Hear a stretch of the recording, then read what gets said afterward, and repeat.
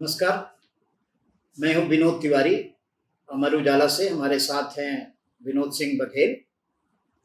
आज हम शिक्षा सेवा चयन आयोग के अध्यक्ष पूर्व डीजीपी प्रशांत कुमार सर से मुखातिब हैं।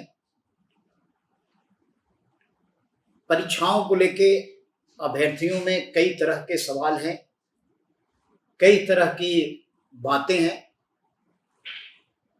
आयोग में वर्ष 2025 असिस्टेंट प्रोफेसर की भर्ती में कुछ कमियां सामने आई थी, जिसके बाद आयोग की कमान पूर्व डीजीपी प्रशांत सर को सौंपी गई है।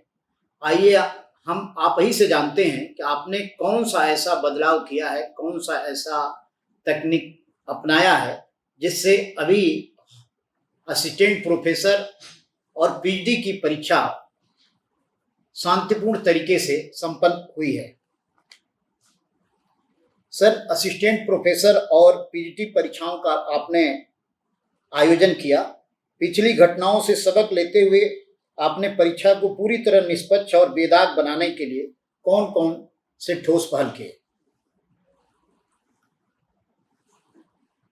आपके माध्यम से मैं सभी अभ्यर्थियों को और आपके दर्शकों को या पाठकों को मैं ये आश्वस्त करना चाहूँगा कि शासन की जो मंशा है वो किसी भी परीक्षा को पूरी तरीके से निष्पक्ष, पारदर्शी और शुचितापूर्ण तरीके से संपन्न कराने की है।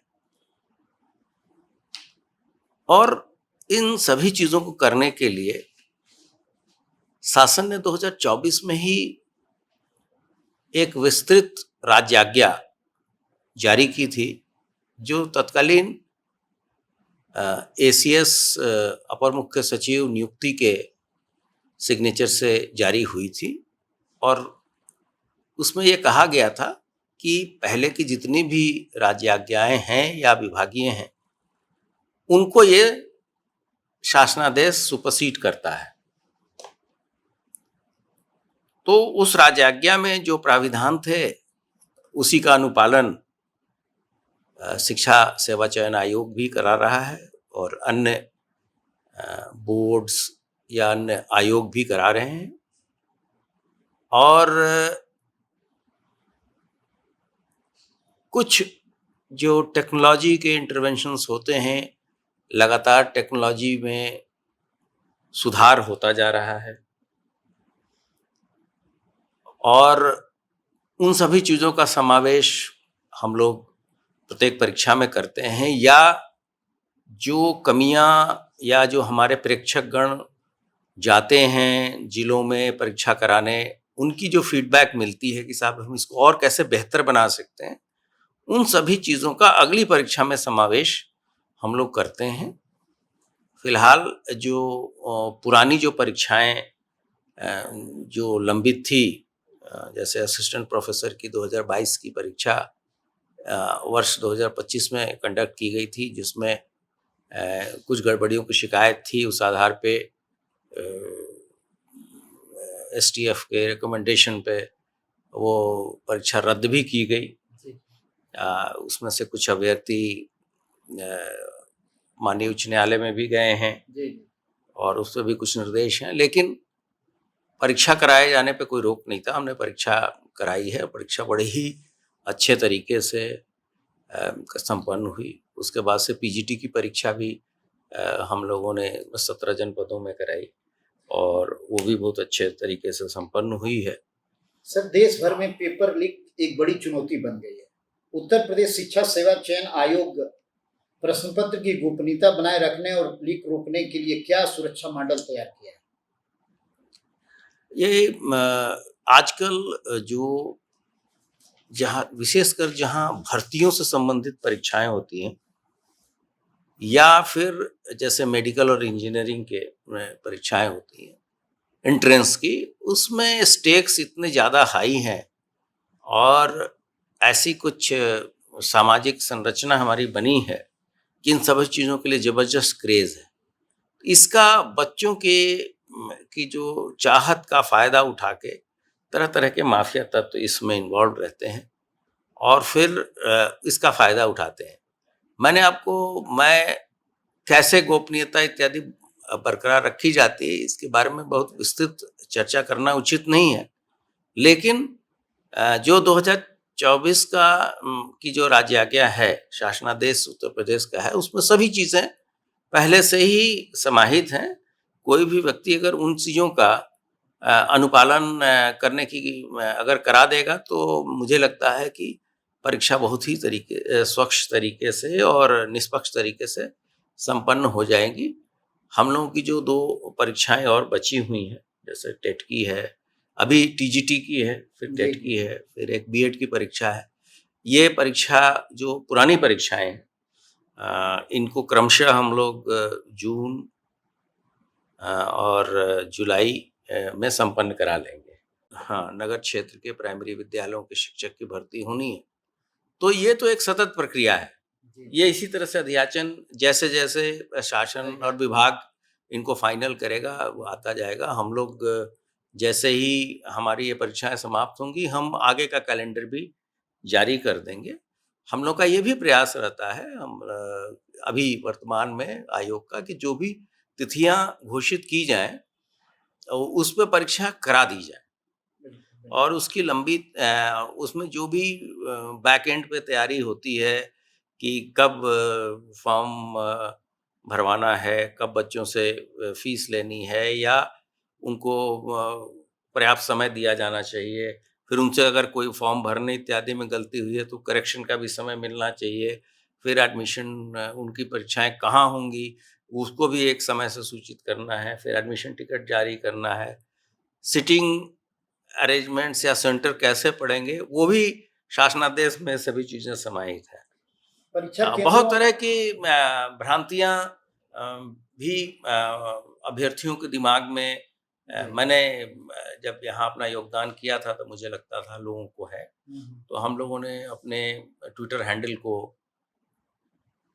एक्टिव करके ऐसे सारे जो चीज़ें जिसमें कि हम बच्चों को सही दिशा निर्देश दे सकते हैं, हम लोग लगातार दे रहे हैं। लेकिन कुछ ऐसे तत्व हैं जो किसी भी परिस्थिति में सैटिस्फाई नहीं होते। तो ऐसे लोग भी हैं जो जिनकी मंशा जो है वो सही नहीं रहती। वो किन्हीं न किसी कारणों से वो चाहते हैं कि व्यवस्था के बारे में हमेशा कुछ नेगेटिविटी फैलाएँ। लेकिन हम लोग का प्रयास रहता है कि जो जायज़ चीज़ें हैं उनके बारे में बहुत सारे ऐसे भी प्रश्न बच्चे पूछते हैं या इंटरेस्टेड लोग किसी हैंडल से पूछते हैं, जिनका आयोग से कोई लेना-देना नहीं है। और तो वो अपना समय व्यर्थ बर्बाद कर रहे हैं और बच्चों को भी भ्रमित करते हैं।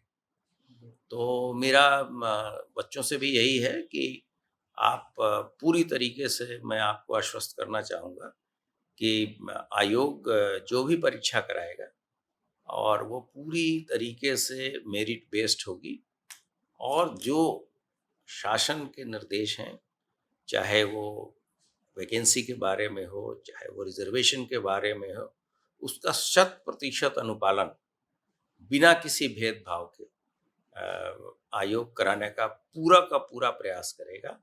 और जो भी वाजिब बातें हैं या जो दिमाग में डाउट्स जैसे भी होते हैं, हम लोग उस पर तत्काल रिएक्ट भी करें। सर, परीक्षा केंद्रों की निगरानी व्यवस्था में क्या आपने बदलाव किया है? क्या एआई का भी प्रयोग हो रहा है? जी अवश्य, हम लोगों ने एआई का भी समावेश किया है। प्लस हम लोगों ने एक बहुत ही अत्याधुनिक integrated control and command system भी यहाँ अपने आयोग में ही स्थापित किया है। और ये प्रयास रहता है कि हम लोग यहाँ से भी निगरानी रखें तथा हमारे प्रेक्षकगण हर एक जनपद में जाएं, जो कि फिजिकली उन चीज़ों को वेरीफाई भी करें। तो अगर कोई भी चीज़ होती है, जैसे कि बच्चे आ रहे हैं तो एंट्री के समय कहाँ रश ज़्यादा है, या फिर सही समय पे प्रश्न पत्र खोले जाएं, प्रश्न पत्र जो निर्धारित रूट है उसी से कक्षों में ले जाए जाए, या फिर वहाँ समय से ही उनका वितरण हो। ये भी चीज़ें की गई हैं। हम लोगों ने एक नया भी प्रयोग किया है। कुछ लोगों को ये भ्रम रहता था कि कुछ लोग यहाँ व्यक्तिगत रूप से भी मिलने आए कि जिनकी परीक्षा नहीं देते फिर भी उनका ओएमआर इवैल्यूएशन हो जाता है। तो वैसे तो ये संभव नहीं है। लेकिन इन सभी चीज़ों को दूर करने के लिए हम लोगों ने परीक्षा कक्ष में ही ओएमआर को हम स्कैन करते हैं, जिससे कि उनके अटेंडेंस के बारे में अगर कभी कोई गड़बड़ी हो तो हम अपने मास्टर डेटा से उसको मैच कर सकते हैं, जिसको बच्चों ने काफ़ी लाइक किया है। जबकि ये एक अभी पायलट प्रोजेक्ट के रूप में है, क्योंकि जितने भी नई टेक्नोलॉजी आप लगाएंगे उसके साथ अर्थ भी इन्वॉल्व रहता है, पैसे भी इन्वॉल्व रहते हैं।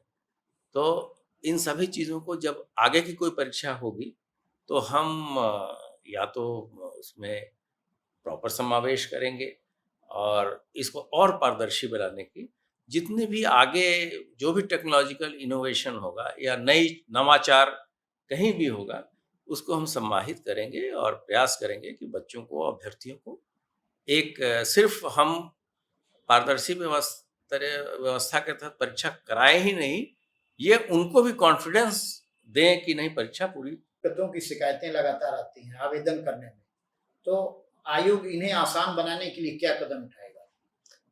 हम लोग ने एक तो पहले वन टाइम रजिस्ट्रेशन का भी एक नया सिस्टम है। जैसे मान लिया किसी व्यक्ति ने एक बार रजिस्ट्रेशन करा लिया, तो वो फिर उसी रजिस्ट्रेशन नंबर से जो विभिन्न पद हैं, अगर वो उसके लिए एलिजिबल है तो वो अप्लाई कर सकता है। तो एक तो ये काफ़ी आसान हो जाएगा।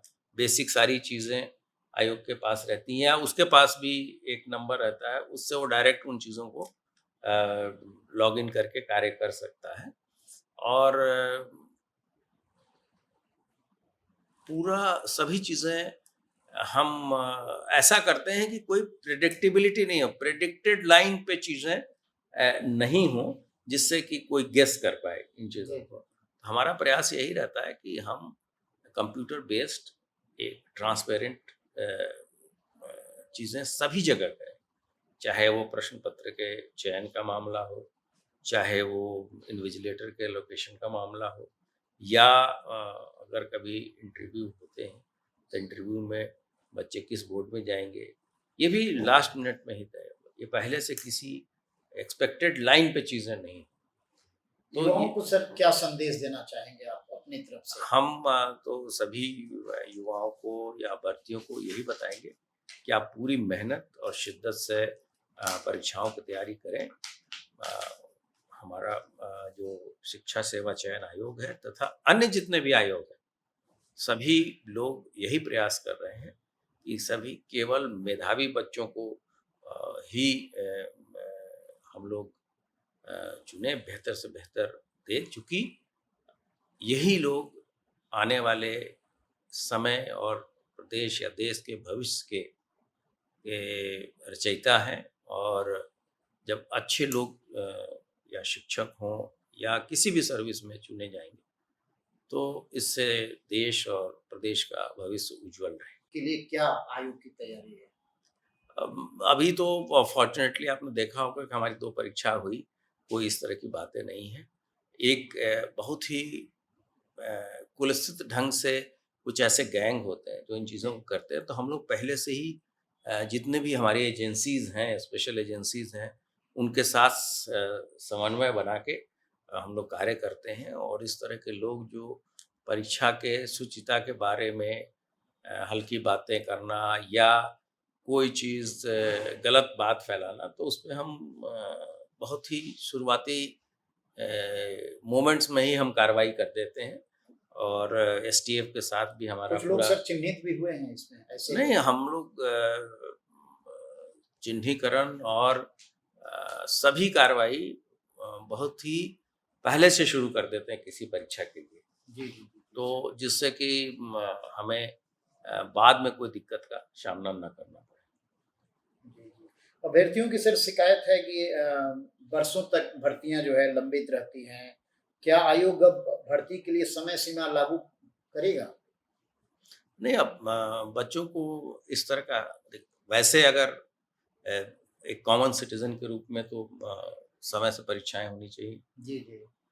विभिन्न कारणों से कभी कोई लीगल कारण भी रहता है, कभी माननीय कोर्ट्स के भी इंटरवेंशन रहते हैं, तो उसके कारण चीज़ें बाधित होती हैं। लेकिन हमारा प्रयास होगा कि जैसे जैसे अधियाचन हमें प्राप्त हों, हम समय से जी सभी परीक्षाओं को कराएं, क्योंकि मैंने भी हम भी जो सोशल मीडिया का जो एनालिसिस करते हैं, तो अधिक चीज़ें यही आ रही हैं कि समय से परीक्षाएं नहीं हो रही हैं। तो हमारा प्रयास रहेगा कि जो चीज़ें जैसे जैसे प्राप्त हों, हम उन चीज़ों को तत्काल एक समय सारणी निर्धारित करके उसको घोषित कर दें और परीक्षाओं को समय से करें। ये परीक्षाओं को लेकर सर डिजिटल क्या तैयारियां हैं? क्या नया करने जा रहे हैं? अभी तो 2 परीक्षाएं हुई, इसमें ठीक-ठाक निकल गए, लेकिन अभी टीईटी की परीक्षा करानी है। तो इसको लेके नया क्या करने जा रहे हैं जिससे एक संदेश जाए? मैंने बताया ना कि जो हर एक परीक्षा की जो जहाँ कुछ कसर रह जाती है, जी, जी। उन चीज़ों को हम अगले परीक्षा में समाहित करते हैं, या हमारी किसी अन्य बोर्ड या आयोग ने की जो कोई बेस्ट प्रैक्टिसेस हैं, हम उसको अपने यहाँ समाहित करने का प्रयास करते हैं और सभी लोग करते हैं।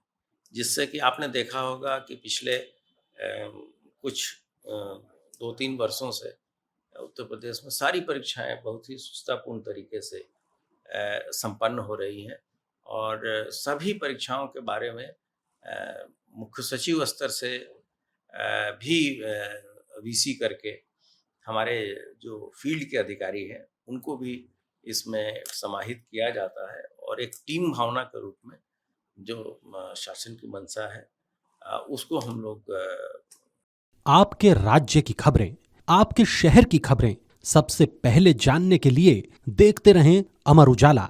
चैनल को सब्सक्राइब जरूर कर लें और पाएं हर अपडेट।